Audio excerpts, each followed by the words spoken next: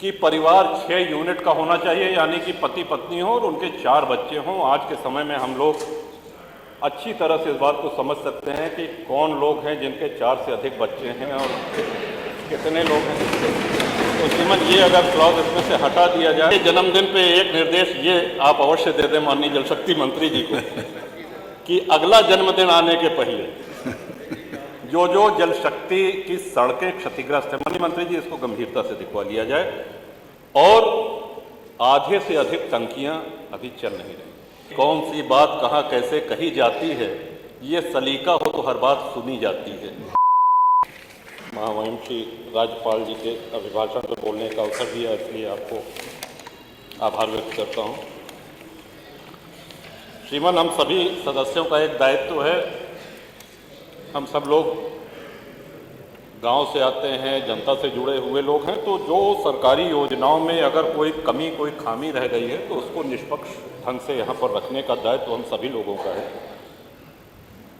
अभी हमारे पहले मनोज पांडे जी कह रहे थे, उनकी बातों को उनसे अपने को संबद्ध करते हुए ये कहूँगा कि एक बहुत बड़ी उपलब्धि पूरे प्रदेश में हुई है कि संगठित अपराध, ऑर्गेनाइज्ड क्राइम का जड़ से सफाया हो गया है। आज पूरे प्रदेश में ऑर्गेनाइज्ड क्राइम नाम की कोई चीज़ नहीं। व्यक्तिगत रंजिश में घटनाएं होती हैं वो एक अलग विषय है, लेकिन उन घटनाओं के बाद जिस तरह से पुलिस कार्रवाई करती है उससे बहुत से लोग हतोत्साहित होते हैं। श्रीमान, माननीय मुख्यमंत्री जी ने हम सभी लोगों को ये अधिकार दिया है कि हम अपनी विधायक निधि से असहाय लोगों का उपचार कर सकें। उसमें कुछ नियम अगर शिथिल कर दिए जाएं या सुधार दिए जाएं तो मैं समझता हूं कि काफ़ी लाभ हो सकता है। जैसे उसमें एक क्लॉज है, साध्य और असाध्य रोग। हम लोग जिसके लिए लिखते हैं ये आवश्यक है कि उसका रोग असाध्य होना चाहिए, तभी वो स्वीकृत होगा। उदाहरण के लिए हार्ट, कैंसर, गुर्दा, मूत्र रोग, अस्थि रोग और थैलीसीमिया, ये इसमें वर्गीकरण है। मान लीजिए किसी का बहुत बुरा एक्सीडेंट हो जाए, उसकी हड्डियां टूट जाएं, या अभी हाल में ही ब्रेन ट्यूमर का पेशेंट था, उसको इस लिए नहीं स्वीकृत हो पाई राशि कि ये साहब असाध्य रोग नहीं है। तो जो भी घर वाले हैं वो तो इसी उम्मीद में उपचार कराते हैं कि ये साध्य हो जाए, सध जाए, स्वस्थ हो जाए। तो अनुरोध है कि अगर विधायक निधि से जो हम लोग देते हैं उसमें से ये असाध्य शब्द हटा दिया जाए। सरकारी अस्पताल में पैसा जाता है और बहुत से लोग ऐसे हैं जो अपना इलाज कराने में सक्षम नहीं हैं, तो मैं समझता हूं कि काफ़ी लोगों को इससे लाभ होगा।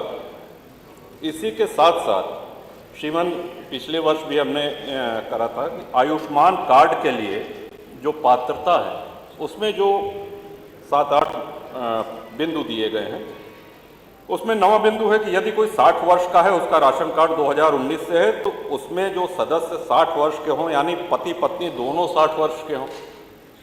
अगली बिंदु में ये लिखते हैं कि जो व्यक्ति 70 वर्ष या उससे अधिक का हो, तो ये भ्रम पैदा करता है श्रीमान। एक और इसमें एक बिंदु है कि परिवार 6 यूनिट का होना चाहिए, यानी कि पति पत्नी हो और उनके 4 बच्चे हों। आज के समय में हम लोग अच्छी तरह से इस बात को समझ सकते हैं कि कौन लोग हैं जिनके 4 से अधिक बच्चे हैं और कितने लोग हैं। तो श्रीमान, ये अगर क्लॉज इसमें से हटा दिया जाए तो मैं समझता हूं कि असली पात्र व्यक्ति को इसका लाभ मिलेगा। महामहिम श्री राज्यपाल जी ने माननीय मुख्यमंत्री जी के लिए, उत्तर प्रदेश सरकार के लिए कहा कि प्रदर्शन और परिणाम में पूरे देश में नंबर 1 है।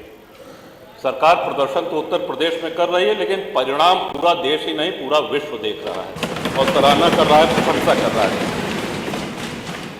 और ऐसा नहीं है, गांव में सरकार की संवेदनशीलता की भी बहुत प्रशंसा हो रही है। एक छोटा सा उदाहरण भी देना चाहूँगा।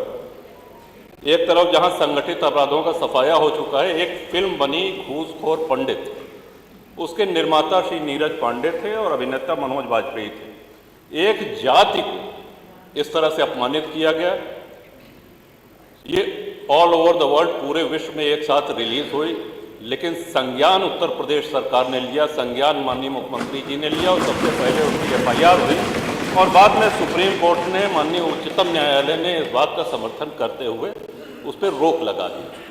मेरा कहने का आशय यह है श्रीमान कि एक और जहां सरकार दमदारी से काम कर रही है, वहीं संवेदनशीलता का भी पूरा परिचय दे रही है।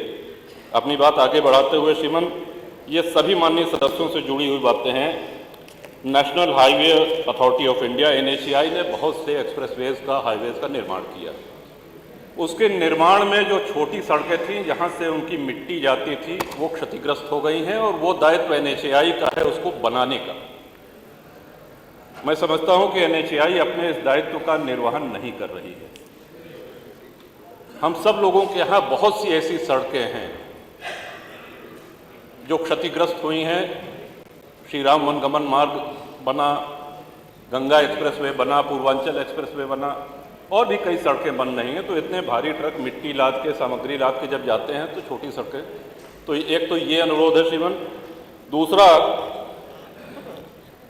जल जीवन मिशन के तहत ये बहुत आवश्यक बिंदु है श्रीमान, सड़कें खोद दी गई हैं और उसी उस पर आज माननीय जल शक्ति जी मंत्री जी का जन्मदिन है श्रीमान, और मुझको याद है कि परसों माननीय सदस्य सड़कें खोदने से और जन्मदिन से क्या मतलब है श्रीमान? परसों रोमी जी का जन्मदिन था और उनकी सबसे अच्छी मिठाई का संस्थान है द हेजलनट फैक्ट्री। आपने पीठ से निर्देश किया कि भाई जन्मदिन है तो पूरे सदन को मिठाई बांटना ये तुम्हारा दायित्व है, ये मैं तुमको निर्देश देता हूं, ऐसा आपने कहा और उसका उन्होंने पालन भी कराया। एक एक माननीय विधायक को एक एक डिब्बा। मैं समझता हूं कि रोमी जी को पुनः बधाई। तो आज इनके जन्मदिन पे एक निर्देश ये आप अवश्य दे दें माननीय जल शक्ति मंत्री जी को कि अगला जन्मदिन आने के पहले जो जो जल शक्ति की सड़कें क्षतिग्रस्त है, माननीय मंत्री जी इसको गंभीरता से दिखवा लिया जाए। और आधे से अधिक टंकियां अभी चल नहीं रही, नहीं चलती, तो जो बन के तैयार हैं उनको आपको विशेष ध्यान देकर के उनको चलाने के लिए पूरा प्रयास करना पड़ेगा। और क्षतिग्रस्त जो सड़कें हैं, हम सब लोग आपसे बहुत उम्मीद रखते हैं, बहुत आशा रखते हैं। और वो एक शेर है श्रीमन की, कौन सी बात कहाँ कैसे कही जाती है, ये सलीका हो तो हर बात सुनी जाती है। तो आपके सामने इन्हीं शब्दों के साथ इसके पहले कि माननीय अध्यक्ष जी बैठ जाने का आदेश करें, मैं महामहिम राज्यपाल के अभिभाषण का समर्थन करता हूं। जय हिंद, वंदे मातरम। माननीय नेता प्रतिपक्ष आदरणीय श्री माता